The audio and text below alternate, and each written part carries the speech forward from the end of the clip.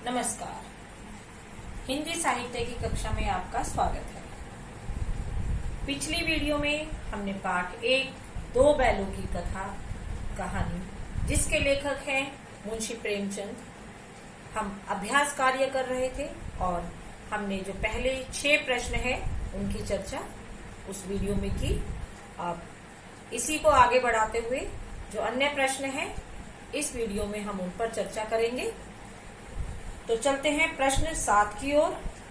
प्रश्न 7 मैं पढ़ती हूँ कि किसान जीवन वाले समाज में पशु और मनुष्य के आपसी संबंधों की कहानी में किस प्रकार व्यक्त किया गया है कि जो पशु और मनुष्य है उनके आपसी संबंधों को ये जो कहानी है दो बैलों की कथा इसमें किस प्रकार से व्यक्त किया गया है। अब आपने कहानी में जाना था कि झूरी एक किसान है, गया जिसके पास वो अपने बैलों को भेज देता है वह भी एक किसान था और किसानों के जीवन में पशुओं का क्या महत्व है यही यहाँ हमें बताना है। तो देखते हैं कि जो इस पाठ में झूरी जो बैलों का मालिक था और झूरी के जो दोनों बैल थे गया, हीरा और मोती, उनके बीच में भावात्मक संबंध था। अर्थात जो झूरी था अपने पशुओं को उनके साथ पशुओं जैसा व्यवहार ना करके उनसे प्रेम करता था, उन्हें दिल से चाहता था और इसी प्रकार जो बैल थे वे भी अपने मालिक को बहुत पसंद करते थे। तो दोनों के बीच भावात्मक संबंध था। यदि हम देखें अन्य किसानों की ओर भी तो जो किसान है उनके जीवन में बैलों का मुख्य स्थान होता है। आज यद्यपि खेती करने के तरीके बदल गए हैं, मशीनों द्वारा खेती की जाती है, विभिन्न मशीनें आ गई हैं कटाई के लिए भी और ट्रैक्टर आदि का प्रयोग किसान करता है, लेकिन जिस समय की यह कहानी है तब बैल ही किसानों के मुख्य सहायक हुआ करते थे खेती करने में। तो बैलों का उनके जीवन में बहुत महत्वपूर्ण अंग है जो बैल होते हैं। वही उनकी रोजी रोटी के रूप में, जो रोजी रोटी का अर्थ क्या है कि जब किसान फसल उगाएगा तभी उसकी जो रोजी रोटी है उसका इंतजाम हो पाएगा। तो जो बैल थे वही उसकी जो रोजी रोटी अर्थात आमदनी के आधार माने जाते हैं। और जो झूरी है वह भी अपने बैलों से बहुत अधिक प्यार करता था। तो यही सब बातें इस पाठ में, इस कहानी में दिखाई गई हैं जो कि पशु और मनुष्य के आपसी संबंधों को व्यक्त करती हैं। तो अब चलते हैं प्रश्न 8 की ओर। प्रश्न 8 में पढ़ रही हूं।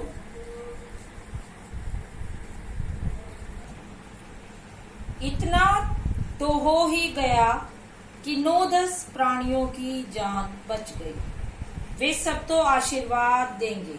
मोती के इस कथन के आलोक में उसकी विशेषताएं बताइए। मोती ने जब कांजी घोष की दीवारें तोड़ दी तो उसमें से जो 9-10 पशु थे, गाय, घोड़े और गधे, भैंसे आदि, उनको वहां से आजाद करा दिया। तो तभी उसने यह कथन कहा था और उसी के आधार पर हमें मोती के स्वभाव की विशेषताएं हैं उन्हें यहाँ पर बताना है। तो सबसे पहले हम देखते हैं कि मोती स्वभाव से परोपकारी था, अर्थात दूसरों पर उपकार करने वाला, दूसरों का भला करने वाला था। तभी तो उसने जो कांजीहोस में बंद पशु थे उनको आजाद कराया। उसके बाद है अन्याय का विरोधी था। ठीक है, जब उसने अन्याय होते हुए अपने ऊपर भी अन्याय सहन किया, गया के द्वारा जब दोनों को मारा पीटा गया तब भी वहां उसने झपट कर गया पर वापस वार करने की कोशिश करके अन्याय का विरोध किया था। और सच्चा मित्र तो वह था ही। जब भी मुसीबत आई तभी मोती ने हीरा का साथ दिया। जब कांजीहोस वालों ने हीरा को मोटी मोटी रस्सियों से बांध दिया था और मोती आजाद ही था, फिर भी वह अपने मित्र को मुसीबत में छोड़कर नहीं गया था। अपने मित्र के साथ ही रहा, चाहे इसके बदले में उसने कितनी भी मार खानी पड़ी उसे। तो वह सच्चा मित्र था, हर स्थिति में अपने मित्र का साथ देने वाला था। साथ ही आशावादी था कि जब भी जो हीरा था वह दुखी हो जाता, कोई ऐसी बात करता जिससे कि दोनों ही परेशान हो जाते, लेकिन जो मोती था वह उसके अंदर आशा के भाव थे। वह कहता कि नहीं, आज परिस्थिति यदि बुरी है तो वह सुधर भी जाएगी। तो वह आशावादी भी था।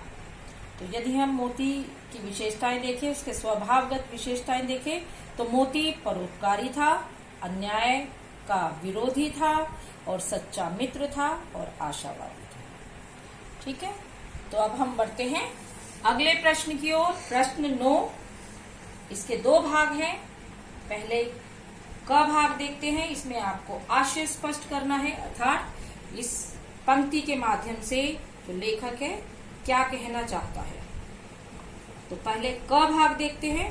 अवश्य ही उनमें कोई ऐसी गुप्त शक्ति थी जिससे जीवों में श्रेष्ठता का दावा करने वाला मनुष्य वंचित है।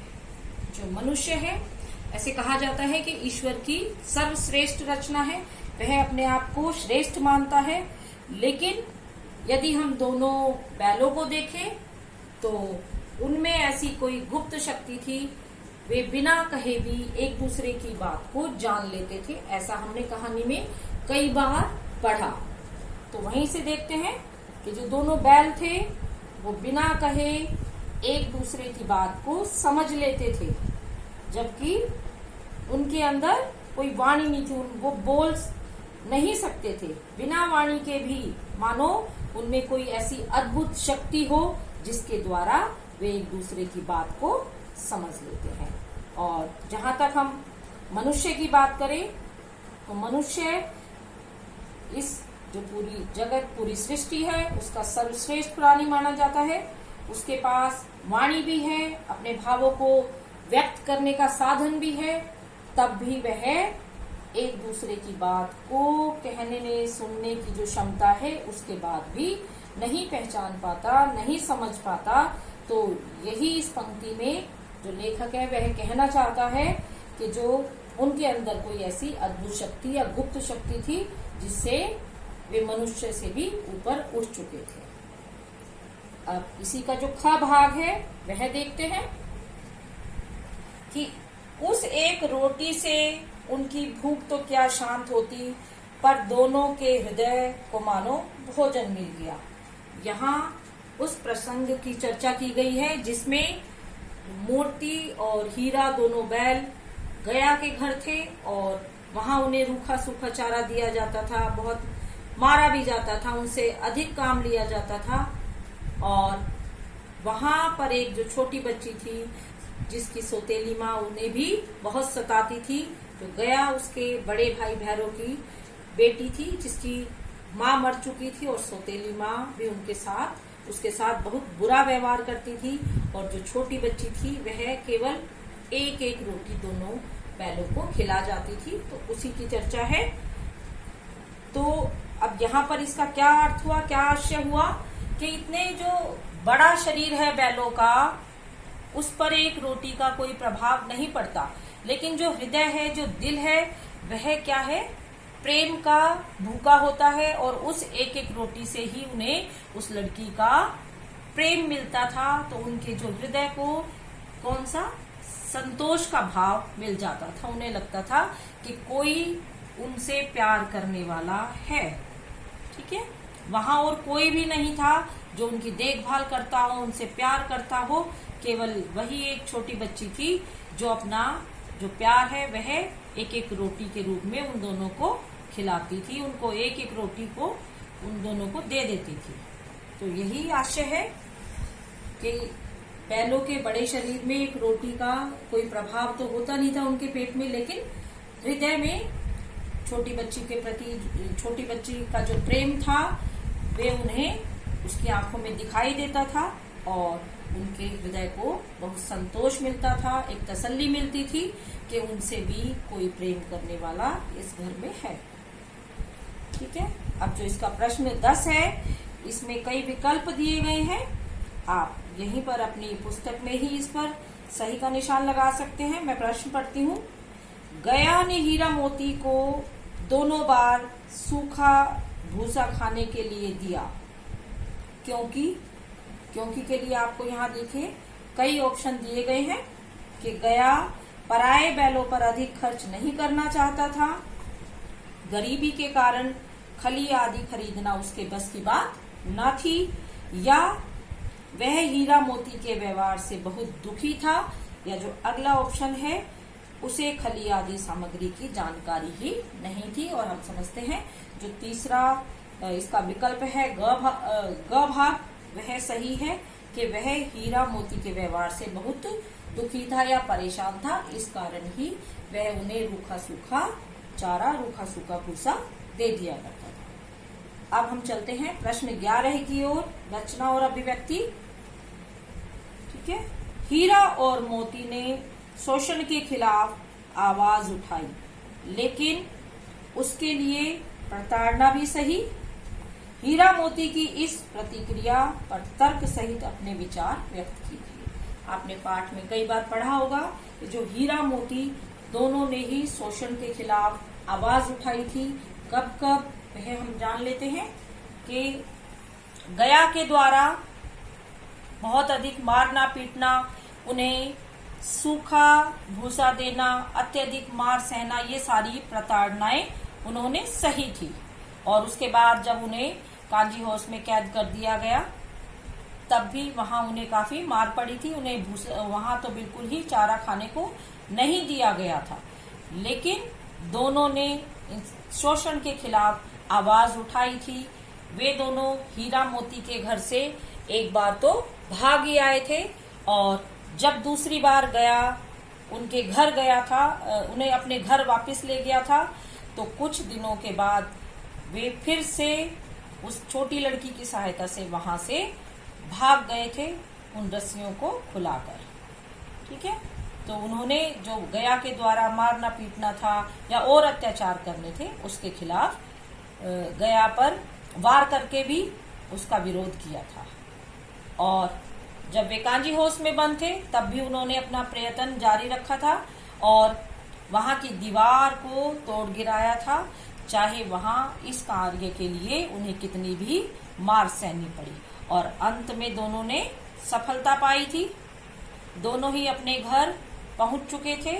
जब उन्हें नीलामी करके एक दड़ियल व्यक्ति के द्वारा जब खरीदा गया, तब वे रास्ता पहचान गए अपने घर का, अपने गांव का, और अपने घर पहुंच गए और अंत में उन्होंने सफलता पाई।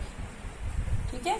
तो प्रश्न 11 हम कहते हैं कि आवाज, उन्होंने शोषण के खिलाफ आवाज उठाई, बहुत सी प्रताड़नाएं यातनाएं सही और अंत में सफलता पाई।